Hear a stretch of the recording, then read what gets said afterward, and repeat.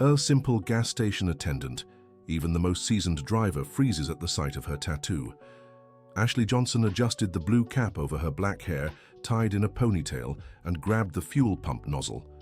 It was just another ordinary day at the Oakwood gas station on the highway that ran through the small town of Riverdale in rural Pennsylvania. At 22, she had worked there for 3 years to help her mother with household expenses, dreaming of one day finishing the nursing degree she had put on hold due to lack of money. The red Ford Focus pulled up to the pump, and out stepped a man around 65 years old, wearing a faded beige cap and an olive green shirt that had seen better days. Walter Thompson walked slowly to the car, adjusting the keys in his pocket with hands that trembled slightly. When Ashley approached to refuel the vehicle, he glanced absent-mindedly at her arm and suddenly froze completely, as if he had seen a ghost. The tattoo on the young woman's left arm depicted a majestic eagle with outstretched wings, clutching an ornate shield in its talons. It was a detailed and well-crafted design, one she had gotten the year before as a tribute to someone very special. Walter stared at the image and felt the world spin around him. "Sir, are you okay?" Ashley asked, noticing the man had gone completely pale. Walter tried to speak, but the words came out as a hoarse whisper. "That tattoo. Where did you get it?" "It's a tribute I made," she replied, continuing to pump gas. "Why do you ask?" Walter's hands shook so badly he nearly dropped his wallet. His eyes welled with tears, and he began murmuring words Ashley couldn't quite make out. "It can't be. After all these years," he stammered, pointing a trembling finger at the tattoo. Ashley stopped what she was doing and looked at the man with concern. She was used to people being curious about her tattoo, but she had never seen anyone react like this. The man seemed to be in shock, as if he had seen something impossible. "Do you recognize this design?" she asked, trying to understand what was happening. "I do."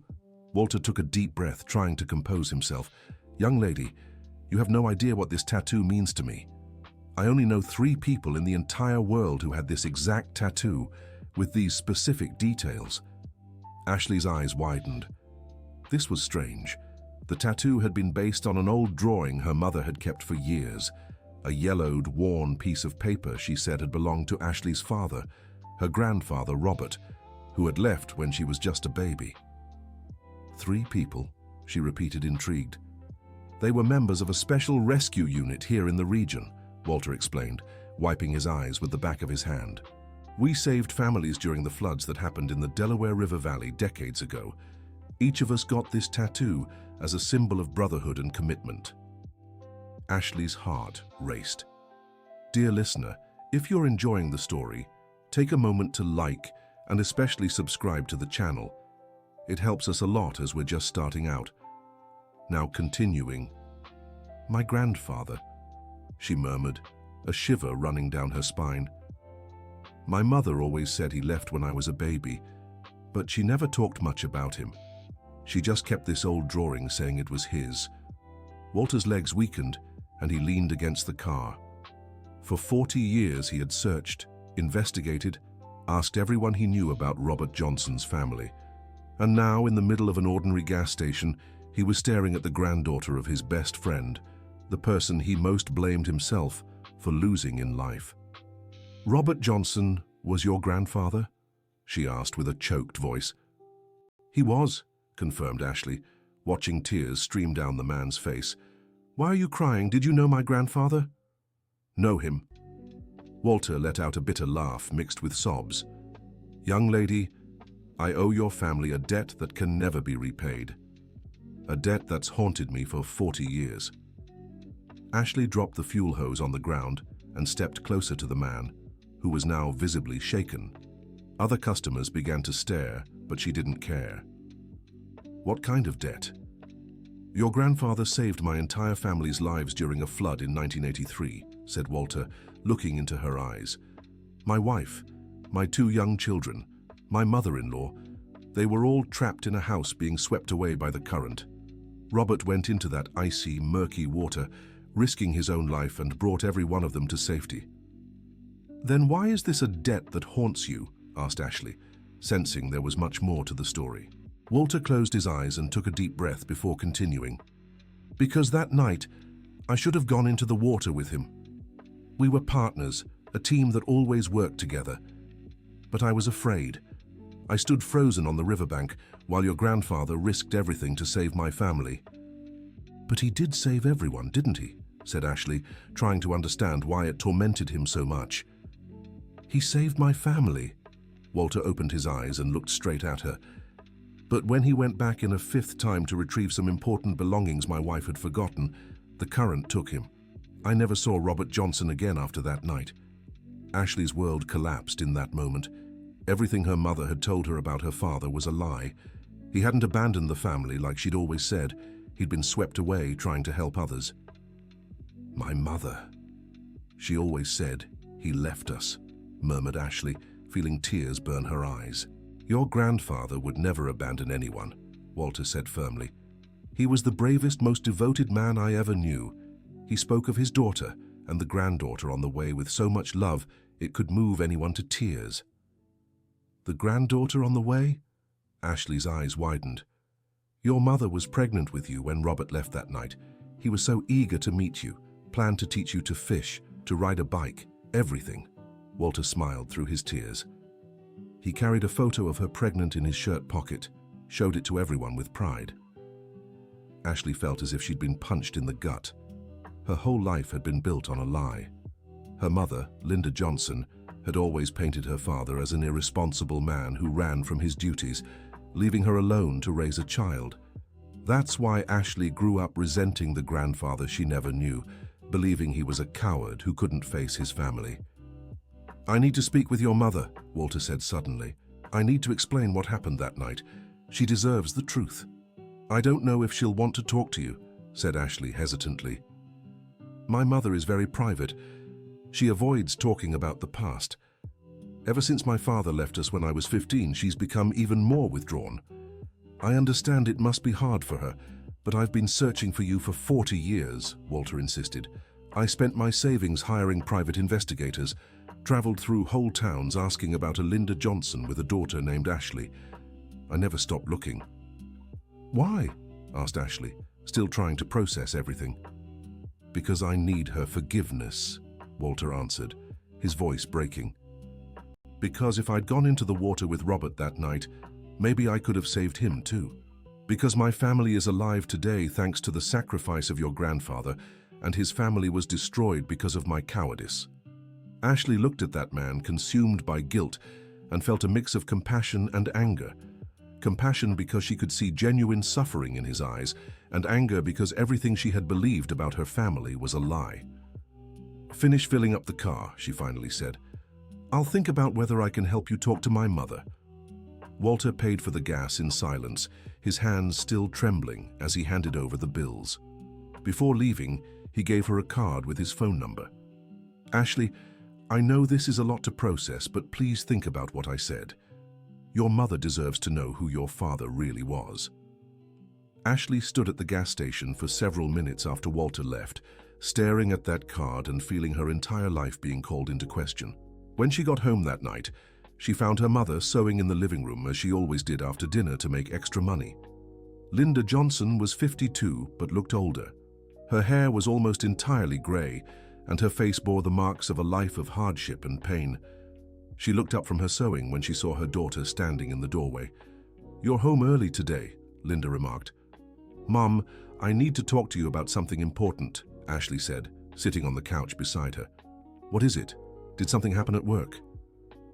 Today, a man came to the gas station who knew my grandfather, Ashley said, watching her mother's reaction closely.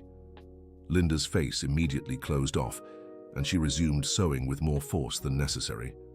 I've told you not to talk about our lives with strangers, she muttered. Mum, he told me things about Grandpa that don't match what you've always said, Ashley insisted. And you believe anything a stranger tells you. Linda dropped the sewing and glared at her daughter. Ashley, your grandfather abandoned us. End of story. I'm not discussing this again. But Mom, what if he didn't abandon us? What if something happened to him? Something did happen. He decided he didn't want to be responsible for a family and disappeared, Linda said, standing up from the couch. And I won't sit here listening to you defend the man who left me alone and pregnant with you. "Mom, please, just hear me out." "No," Linda shouted, startling Ashley. "I suffered too much because of that man to relive those memories. He hasn't been part of our lives for 22 years, and he won't be now." Ashley fell silent, watching her mother stomp up the stairs. She had never seen Linda so upset when talking about her grandfather. Usually she just changed the subject or gave vague answers. But this reaction was different, as if she was hiding something. The next morning at the gas station, Ashley couldn't focus on work. She kept thinking about Walter's words, her mother's strange reaction, and all the years she had spent hating a man who might have been completely different from what she imagined. Around 10 o'clock, the red Ford Focus appeared again. Walter got out of the car with a hopeful expression. "Did you talk to your mother?" he asked. "I did, but she doesn't want to hear anything about my grandfather," Ashley replied. "In fact, she got really angry just because I mentioned it." Walter's face fell. "I figured it would be hard. 40 years is a long time to carry resentment." "Mr. Walter, you said you've been looking for us for 40 years. What do you mean?" "After Robert disappeared in that flood, I became obsessed with finding his family," Walter explained. "I knew he had a daughter and that his wife was pregnant, but back then it wasn't easy to track people down like it is today. There was no internet, no cell phones, none of that. And you never gave up?" "Never," he said firmly. "I spent a lot of money hiring private detectives, placed ads in newspapers across several towns, asked at courthouses, hospitals, schools. Even my own family fought with me, said I was wasting money on an obsession." "Why was it so important for you to find us?" Walter took a deep breath before answering. "Because I feel responsible for what happened to Robert. If I'd been as brave as him, if I'd gone into the water with him, maybe I could have stopped him from drowning. My family has a good life today because of his sacrifice, while Robert's family was torn apart." "But you couldn't have known what would happen," Ashley argued. "No, but I was his partner. We promised each other we'd always work together, that we'd protect each other. And when he needed me most, I failed him." Ashley could see the sincerity in Walter's pain. Even without knowing the full story, she could tell this man carried real deep guilt. "Mr. Thompson, let me ask you something. If my grandfather was really the brave man you describe, why would my mother hold so much resentment toward him?" "That's a question only she can answer," Walter said. "But I imagine maybe she never really knew what happened that night. Maybe someone told her a different version of the story." "A different version like what?" "I don't know. Maybe they said Robert ran away, that he abandoned his family. Maybe she never found out he drowned trying to save others." That possibility struck Ashley like lightning. What if her mother had never known the truth? What if someone had lied to her about what happened to Robert? "Mr. Thompson, do you have any proof of what you're telling me? Anything that shows my grandfather was part of that rescue team?" "I do," he said, opening his wallet. "I have photos of our team, documents from that time, even some belongings Robert left with me." "Belongings?" "The night before the flood, he asked me to hold on to some important things in case something happened. Said he had a bad feeling." Ashley felt a chill. If that was true, it meant Walter had been holding on to her grandfather's things for 40 years. What kind of things? "Letters, photos, even your mother's birth certificate. He wanted to make sure if anything happened to him, his family could prove who he was." Dear listener, if you're enjoying the story, take a moment to like and especially subscribe to the channel. It really helps us who are just starting out. Now, continuing. "Do you still have those things?" "I've kept everything safe at home," Walter confirmed. "If your mother agrees to see me, I can show her." "I'll try to convince her," Ashley said, making a decision. "But promise me if she doesn't want to talk about it, you'll respect that." "I promise," Walter said. "I just want the chance to tell her the truth." That night, Ashley came home determined to confront her mother about it. She found Linda in the kitchen making dinner, as she always did after a full day of sewing. "Mom, the man who knew my grandfather showed up at the gas station again today," Ashley said bluntly. Linda dropped the spoon into the pot and turned to her daughter with anger in her eyes. "Ashley, I've told you I don't want to talk about this. But Mom, what if you never knew the truth about what happened to him?" Ashley pressed. "What truth? That he was some saint who never hurt anyone?" Linda scoffed. "Ashley, you don't understand because you were too young. But I suffered so much when your grandfather abandoned us. Mom, Mr. Walter said he has documents, photos, even things my grandfather left with him before he left. He said he can prove Grandpa didn't abandon us. That man could be lying to trick you, said Linda, but Ashley noticed her voice was trembling. Why would he do that? What reason would he have to lie? I don't know, but I won't risk reopening old wounds because of a stranger. Mom, please, just give him a chance to speak. If it's a lie, you'll see right through it. But what if it's true? What if you've spent all these years hating Grandpa for no reason? Linda fell silent for a long moment, stirring the beans in the pot without really paying attention. Ashley, there are things you don't understand about that time, she finally said. Then explain it to me, Ashley burst out. Mom, I'm an adult. I work. I help with the bills. Why can't you just tell me the truth about Grandpa? Because some truths hurt more than lies, Linda replied, not looking at her daughter. But living a lie isn't better, Ashley argued. Mom, I've spent my whole life angry at a man who might not have even done what you said he did. And you think I'm not angry, Linda shouted, turning to face her. You think it was easy raising a child alone, working 2 jobs, giving up everything just to give you the best. I know it was hard, Mom, but no, you don't know, Linda cut her off. You have no idea what it's like to be pregnant and have the father just vanish off the face of the earth. You don't know what it's like to go to the hospital and have a baby alone with no one to hold your hand. But Mom, what if he didn't disappear? What if something happened to him? Linda went quiet, breathing heavily. Ashley could see her mother wrestling with something inside. Fine, Linda finally said. I'll meet with this man, but just once. If I don't like what he has to say, do you promise you'll never bring this up again? I promise, Ashley said, feeling both relief and dread. The following Saturday, Walter arrived at the modest house where Linda and Ashley lived in Oakview. It was small but well kept, with a front garden that Linda kept immaculate despite coming home exhausted from work every day. When Walter rang the doorbell, Ashley answered.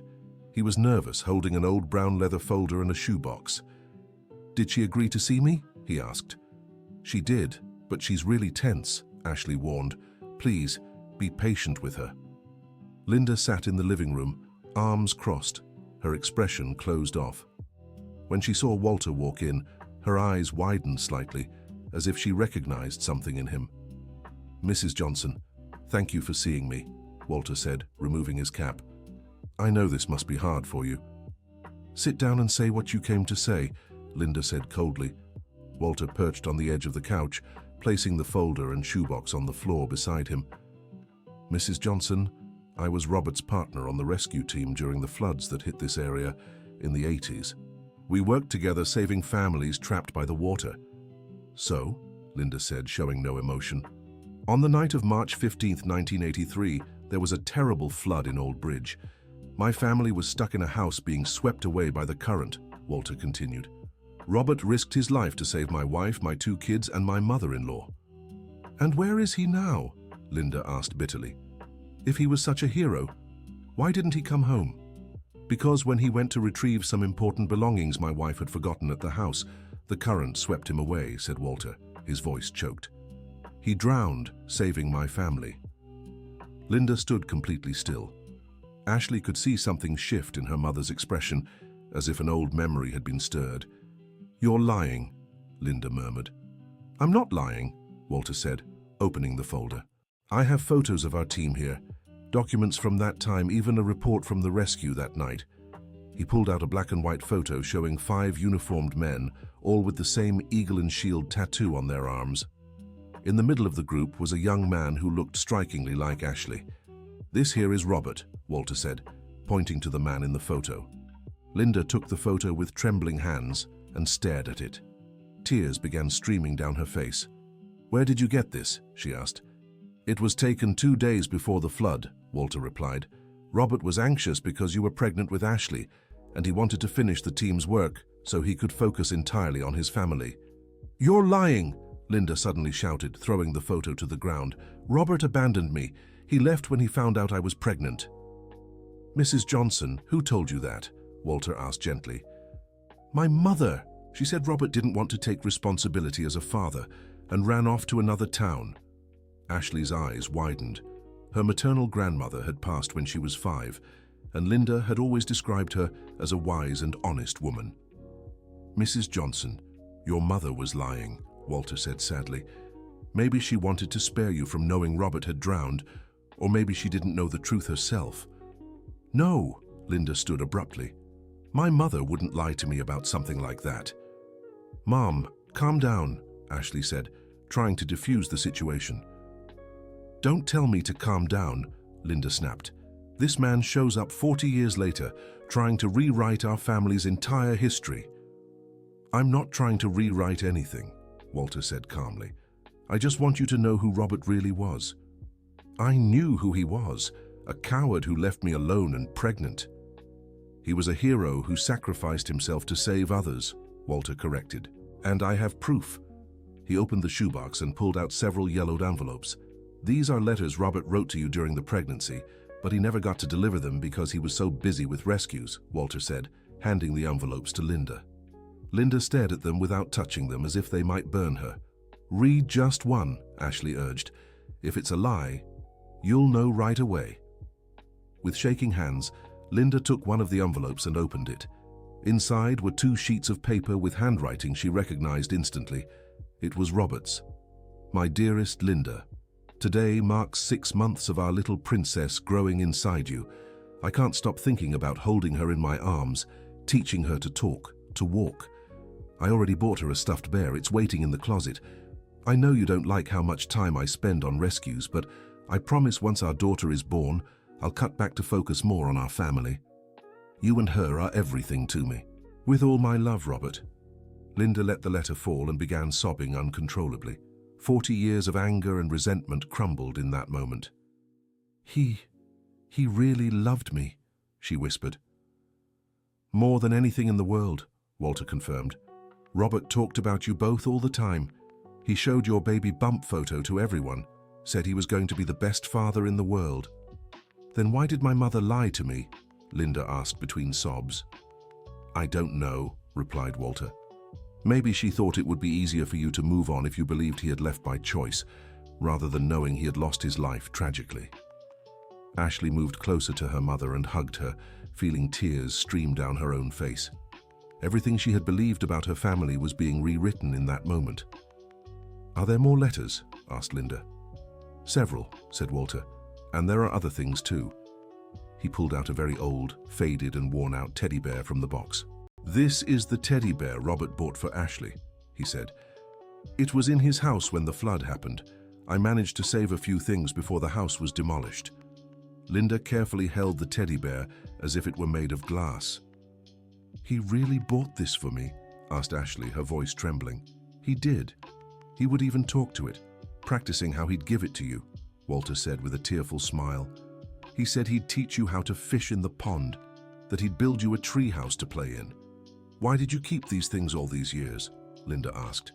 "Because they belong to his family, and because I hoped one day I could give them to you," Walter replied. "Robert asked me to take care of these things if anything ever happened to him. He had a bad feeling back then." "What kind of feeling?" "The floods were getting more dangerous. We'd already lost a teammate the month before. Robert said if anything happened to him, I should find you and explain who he really was." "And it took you 40 years to keep that promise?" Linda asked, her tone accusatory. "Not for lack of trying," Walter said. "I searched for you tirelessly, but back then it wasn't easy to track people down. No internet, no computers, no cell phones, and you left town right after Robert disappeared." "My mother told me we had to leave because people wouldn't stop talking about us," Linda recalled. "Talking about what?" "That I'd been abandoned while pregnant, that I was a disgrace to the family." Walter shook his head sadly. If people had known the truth, they would have spoken of Robert as a hero, not a coward. Dear listener, if you're enjoying the story, don't forget to like and especially subscribe to the channel. It helps us a lot as we're just starting out. Now, continuing. Linda stayed silent for several minutes, holding the teddy bear and staring at the letters scattered on the couch.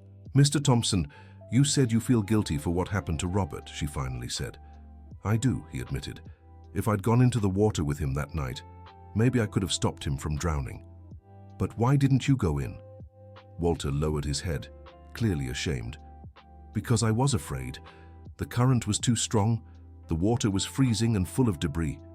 When I saw my own family being swept away, I panicked. Robert had to calm me down before he went in to save them. And that's haunted you for 40 years? Every single day of my life, Walter confirmed. My family is alive today because of Robert's bravery, while his family was destroyed because of my cowardice. Are you married? Ashley asked. I was. My wife passed away 5 years ago. Cancer. My kids are grown now, with families of their own, grandchildren too. And do they know this story? They do. They've always told me I should stop blaming myself, that I did what I could under the circumstances. But it's hard to stop when you know you could have done more. Linda looked at Walter differently now, as if seeing him for the first time. Mr. Thompson, can I ask you something personal? Of course. Did you spend these 40 years looking for us out of guilt or love? The question caught Walter by surprise. What do you mean? Were you searching for us because you felt guilty about losing Robert, or because you truly loved him like a brother and wanted to honor his memory? Walter thought for a moment before answering. At first it was guilt, but as the years passed, I realized it was more than that. Robert was my best friend, my brother in heart. When he drowned, I lost more than a work partner. I lost someone I loved like family. And do you think Robert would blame you for what happened? I don't know. I hope not. I don't think he would, said Linda, surprising everyone. From the letters I've read here, Robert seems to have been a man who understood life is unpredictable, that things don't always go as planned. Do you really believe that? Asked Walter, hope in his voice. I do. And I also think he'd be sad to know you've been punishing yourself for 40 years over something that wasn't your fault. But I could have done more. Mr. Thompson, Linda interrupted. You saved my family from a lie that lasted 40 years. You gave me back the dignity of my daughter's father. How could I blame you for anything? Walter began to cry, and for the first time in decades, they weren't tears of guilt, but of relief. So, you forgive me. I thank you, said Linda, standing and extending her hand to him. Thank you for not giving up on searching for us. Thank you for keeping Robert's things all these years. Thank you for giving me the chance to know who my husband really was. Walter stood and shook Linda's hand, then pulled her into a hug. I'm sorry it took me so long to find you, he murmured. What matters is that you did, Linda replied.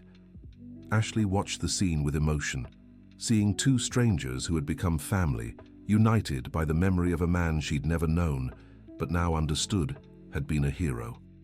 Mr. Thompson, said Ashley, you mentioned there were others on the rescue team. What happened to them? One drowned a month before Robert, another moved to São Paulo and we lost touch. The third died in a car accident about 15 years ago. So you're the only surviving member of the team? I am, and that leaves me with even more responsibility to keep their memory alive. What else did they do besides rescues? Asked Linda. They helped rebuild homes destroyed by floods, distributed food and medicine to displaced families, taught children to swim so they could protect themselves in future floods. My grandfather really was a hero, murmured Ashley. He was the greatest hero I ever knew, Walter confirmed. So now what do we do with this information? Asked Linda. I don't know, Walter admitted. I just wanted you to know the truth. The rest is up to you. I want to learn more about my grandfather, said Ashley. I want to know who he was, what kind of person he was, what he loved to do. I can tell you everything I remember about him, Walter offered, and I have more photos and documents at home. Mum, what do you think? Asked Ashley. Linda was thoughtful for a moment. I think we've wasted too much time living a lie. It's time to face the truth, no matter how painful. It won't be painful, Walter assured. Robert was an incredible person. You'll be proud to know who he really was. In the weeks that followed, Walter became a constant presence in Linda and Ashley's lives. He brought old photos, shared rescue stories, spoke about Robert's personality, and how beloved he was by the whole community.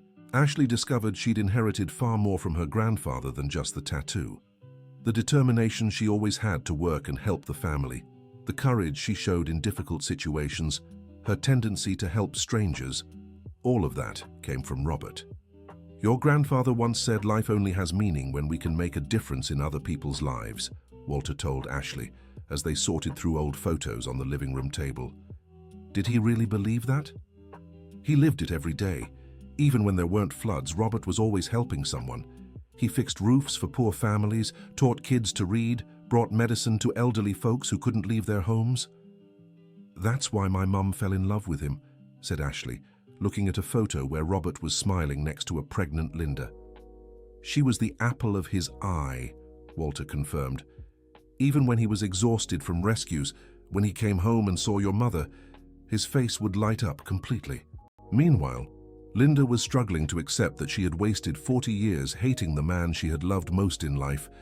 She spent days rereading Robert's letters, discovering plans he had for their family, dreams he never got to fulfill. I feel so guilty, she confessed to Walter one afternoon as they had coffee in the kitchen. How could I believe he abandoned me? Why didn't I question my mother's version? Because you were pregnant, scared, and wanted to believe someone you trusted, Walter replied. Your mother probably thought she was doing what was best for you. But she destroyed my daughter's father's image. Ashley grew up thinking her grandfather was a coward. But now she knows the truth, and the two of you can honor Robert's memory from now on. How? By living the way he would have wanted you to, helping others, staying strong, not giving up on dreams. Linda grew thoughtful. Did Robert have dreams for Ashley? So many.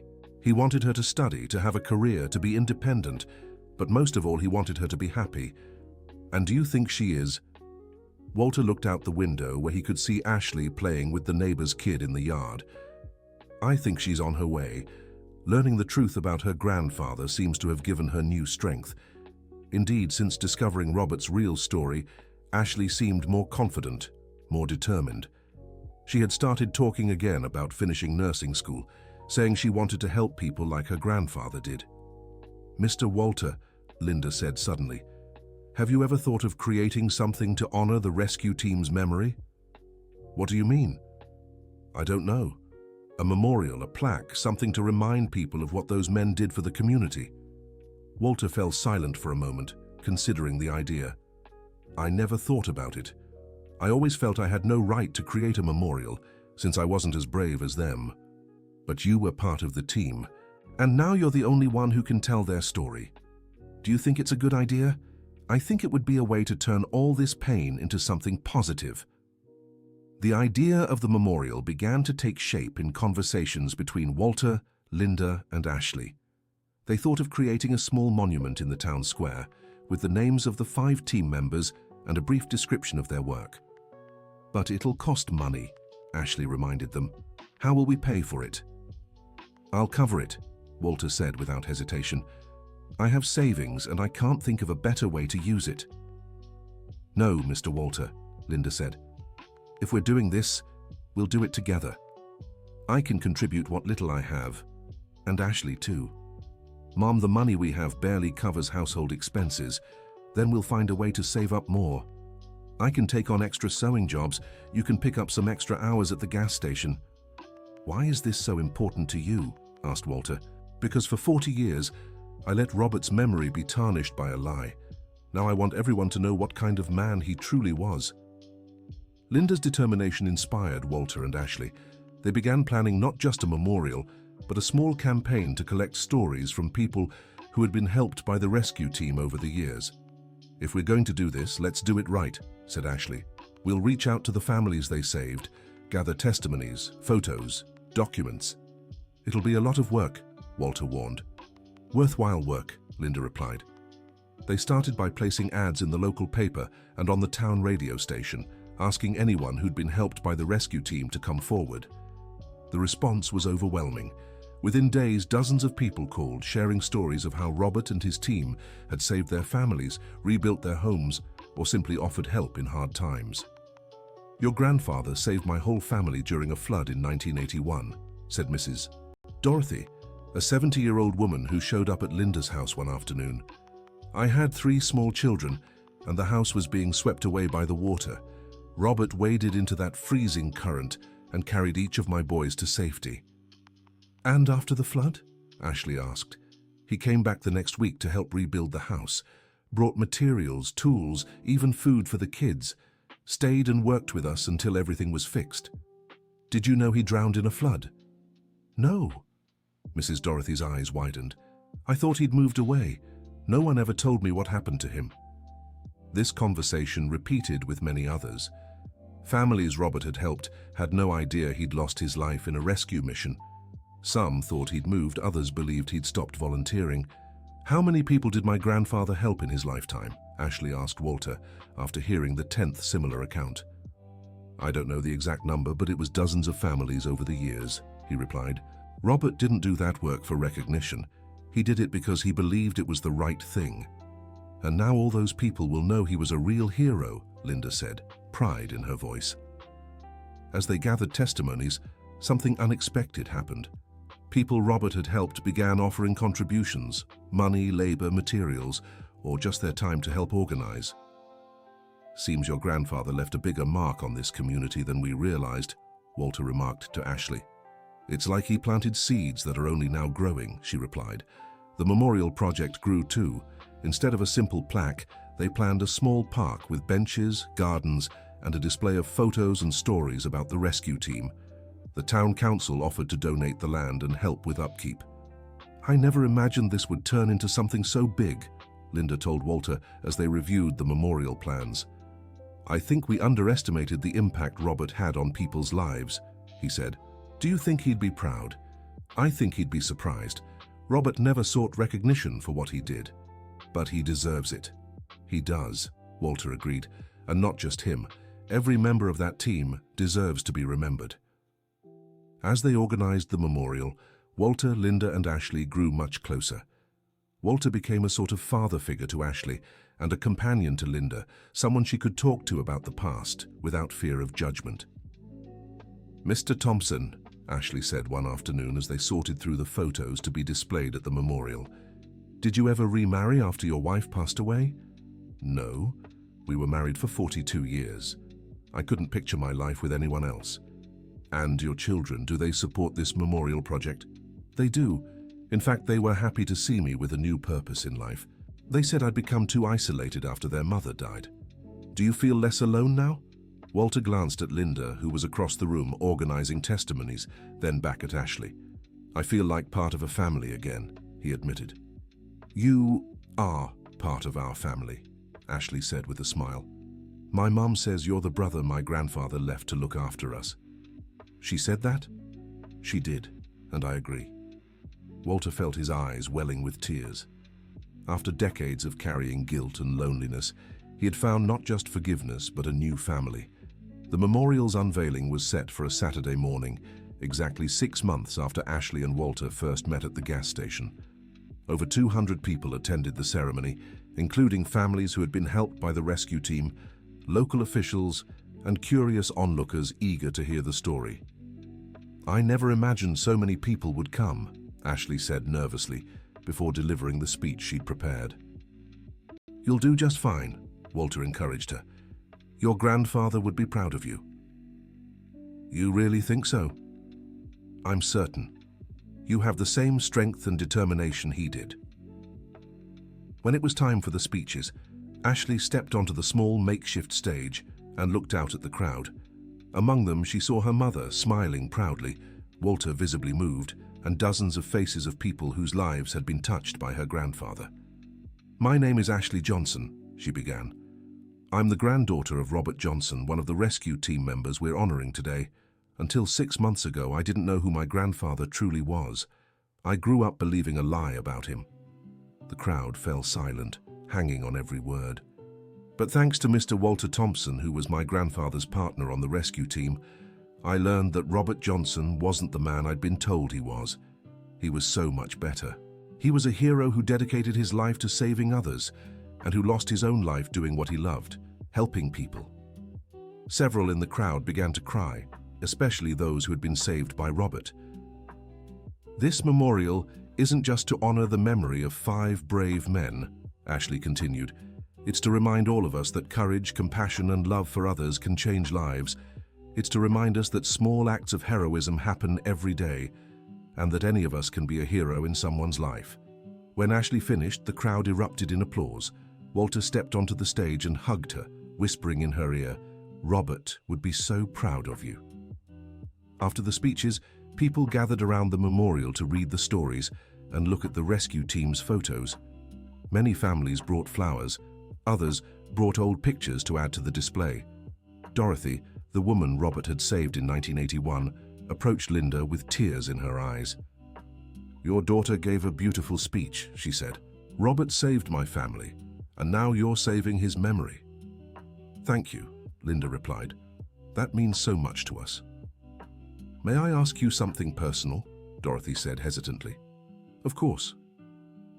"Didn't you know Robert had drowned trying to save people?" Linda lowered her head, still ashamed for believing the lie for so long. "I didn't. My mother told me he had abandoned us.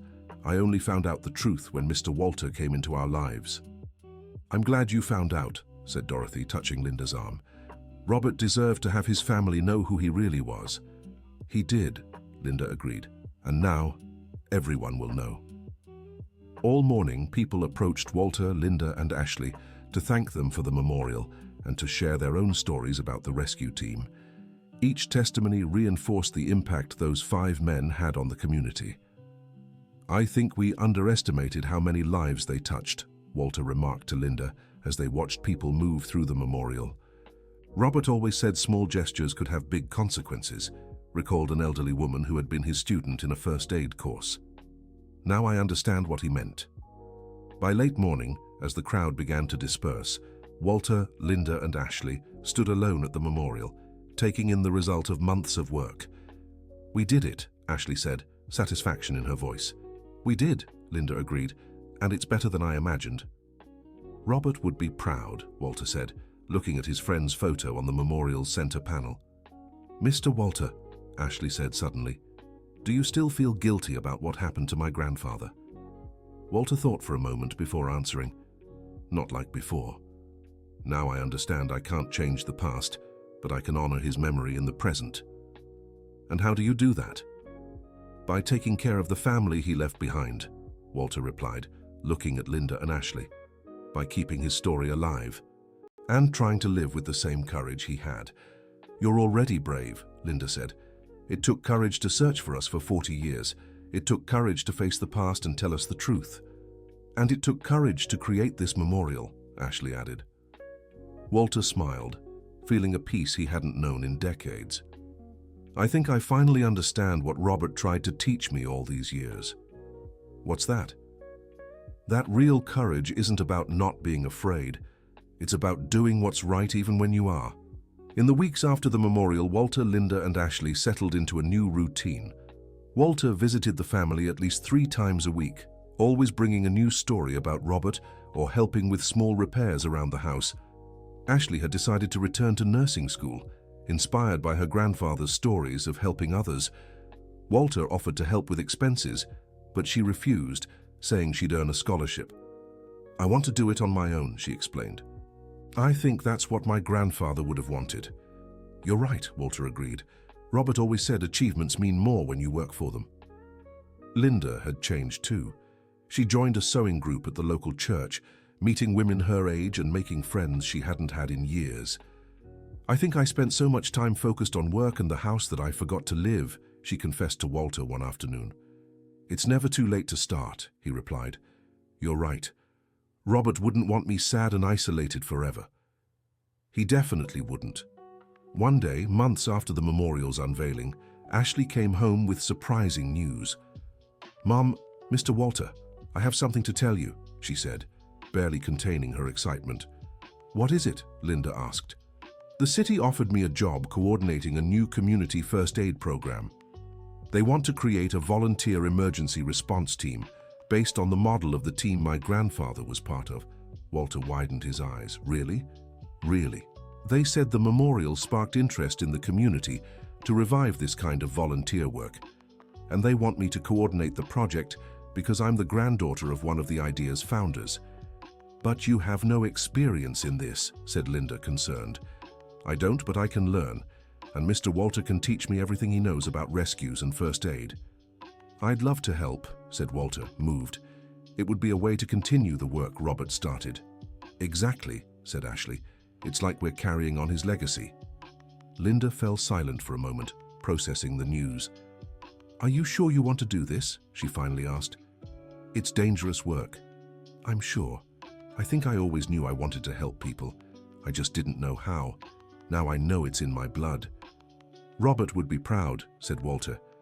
And I'm proud too, said Linda, hugging her daughter. Just promise you'll be careful. I promise, Mom. The new rescue and first aid team began forming a few weeks later. Walter became a volunteer instructor, teaching rescue techniques and first aid to young people in the community. Ashley coordinated the project and also participated in the training. It's strange doing this again after so many years, Walter remarked during one of the first training sessions. But it feels good, doesn't it? Asked Ashley. It feels very good. Like I'm honoring Robert's memory and the other members of the original team. You are, and you're teaching a new generation to do the same. The project grew quickly. Within months, they had 15 trained and equipped volunteers ready for basic emergencies. The area no longer faced regular floods like in the past, but the team proved useful in traffic accidents, house fires, and medical emergencies. I never imagined my grandfather's memorial would lead to something like this, Ashley told Walter after helping an elderly man who had fallen ill on the street. Robert always said one good deed leads to others, Walter recalled. I think he was right. He definitely was. On the first anniversary of the memorial's dedication, the town held a small ceremony to mark the occasion and present the results of the new first aid program. More people attended than the year before, including some who had moved away and returned specifically for the event. This memorial has become more than we imagined, said the mayor in his speech. It's rekindled the spirit of solidarity in our community and inspired a new generation of volunteers. Ashley, now more experienced at public speaking, gave the ceremony's keynote address. A year ago, we dedicated this memorial to honor 5 men who devoted their lives to helping others, she said. Today, we're here not just to remember them, but to celebrate the continuation of the work they began. She gestured to the 15 young volunteers in attendance, all wearing T-shirts with the eagle and shield emblem. These young people represent our community's future. They've learned that helping others isn't just a duty, it's a privilege, and they're willing to carry that responsibility with pride. Walter, seated in the front row, was moved to see how much Ashley had grown over the past year. She was no longer just the gas station attendant he'd met by chance. She was a community leader, a young woman who had found her purpose in life. After the ceremony, Walter, Linda, and Ashley walked through the memorial together, as they had many times over the past year. Mr. Walter, Linda said suddenly, can I say something I've been thinking about for a while? Of course. I think Robert knew you'd take care of us. What do you mean? I think when he asked you to keep his belongings, it wasn't just as a precaution. I think he knew that if something happened to him, you wouldn't rest until you found his family. Walter grew thoughtful. You really think so? I do. Robert knew you well. He knew what kind of man you were, and he knew he could trust you to look after the people he loved. If that's true, then I kept the promise I made to him, Walter said. You did? And so much more, Ashley replied. You didn't just find us. You became family. And gave me a new purpose in life, Walter added. Teaching the young volunteers makes me feel useful again. You've always been useful, Linda said. You just needed to find the right place for it. They fell silent for a few minutes, watching the activity at the memorial. Several families had come to visit, some leaving flowers, others just reading the stories on display. Do you think we've honored Robert's memory the right way? Walter asked. We have, Ashley answered without hesitation. Not only did we honor his memory, but we carried on his work. And most importantly, Linda added, we turned all that pain and guilt into something good. Robert would be proud of both of you, Walter said. And of you too, Ashley replied. You never gave up. Even when it seemed impossible to find us, you kept searching. And when you did, you didn't keep the truth to yourself, Linda said. You had the courage to tell us, even though you knew it would hurt. You've given me more than I've given you, Walter said. You've given me a new family, a new reason to live. It's not about who gave more or less, Ashley said. It's about being together, honoring my grandfather's memory the way he would have wanted. You're right, Walter agreed. As the sun began to set, they walked home together as they always did. Walter didn't live far, but he always made sure to walk Linda and Ashley to their door before heading to his own. Mr. Walter, Ashley said when they reached the house, tomorrow's Sunday. Want to have lunch with us? Of course, he answered, just as he always did when invited. What are you making? Rice, beans, roasted chicken and salad, Linda said. Nothing too special. It's special to me, Walter replied. Any meal with family is special. After Walter left, Linda and Ashley stayed in the living room talking as they often did after important days.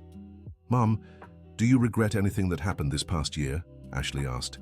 I regret wasting 40 years hating your grandfather unfairly, Linda answered. But I don't regret anything since we learned the truth. Me neither. I think our lives got so much better after Mr. Walter came into them. They did. Not just because we learned the truth about Robert, but because we gained a bigger family. Do you think my grandfather planned all this somehow? Linda smiled.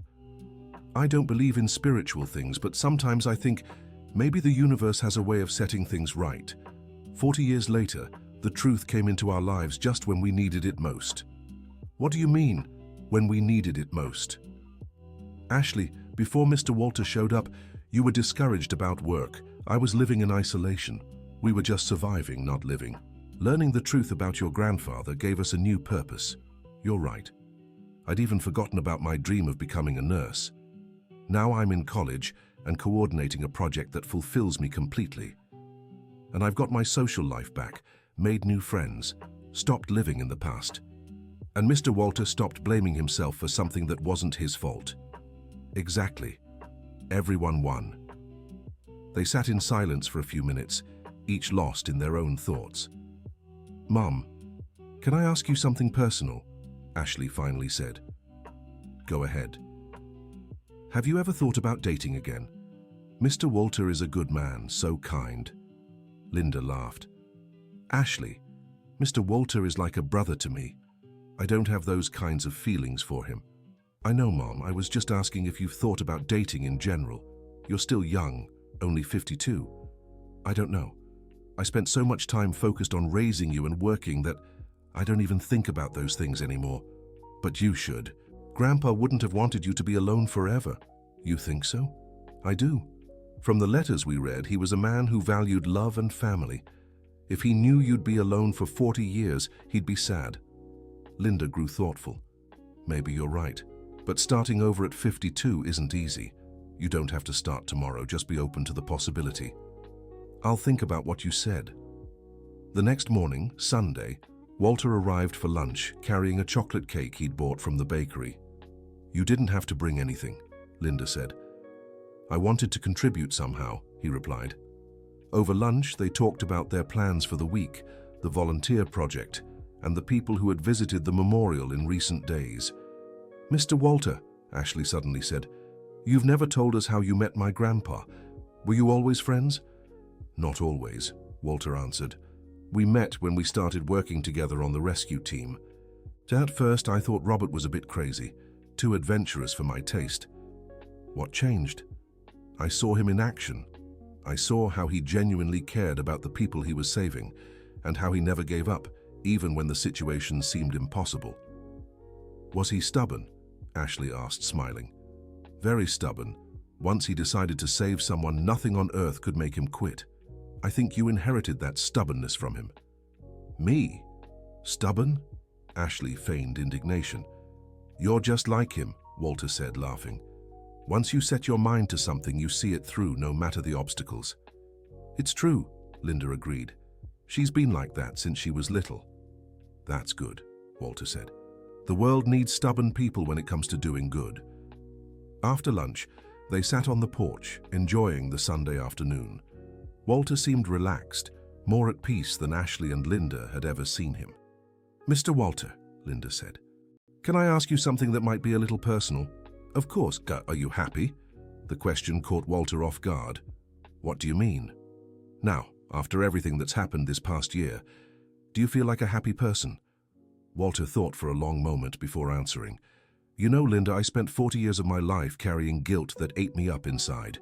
Even when I had reasons to be happy, my family was well, my kids grew up healthy, I had a good career, there was always this shadow following me. And now? Now I feel like I finally made peace with the past. Not only did I find you and keep the promise I made to Robert, but I also discovered I can still be useful, that I can contribute to something bigger than myself. So the answer is yes. You're happy. The answer is yes, Walter confirmed, smiling. For the first time in 40 years, I can say I'm genuinely happy. I'm glad to hear that, Linda said. And I'm glad I could be part of that happiness, Ashley added. You two have completely changed my life, said Walter. You gave me a second chance to live, to have a family, to have purpose. You changed our lives too, said Ashley. You gave us back our grandfather, our history, our dignity. And you gave us a new family member, added Linda. They fell silent for a few minutes, watching the street activity. Children played on the sidewalk, neighbors chatted by their front doors. It was a scene of domestic peace that contrasted with all the drama and suffering of the previous months. Do you know what makes me happiest? Walter suddenly said. What? Asked Linda and Ashley together. Knowing that Robert wasn't forgotten, that his story will be told for generations to come, that the young people learning first aid will know they're following the example of a real hero. The memorial ensures he'll never be forgotten, said Ashley. And the volunteer project ensures his work will continue, added Linda. Exactly. Robert always said it doesn't matter when you leave this world. What matters is what you leave behind. Now I know he left far more than he ever imagined. End of story. Now tell us what you thought of the story and where you see us. If you have anything to share, leave us your honest thoughts in the comments. Do you believe Walter made the right choice by searching for Robert's family all those years? We'd love to hear your opinion. Thank you so much for being with us.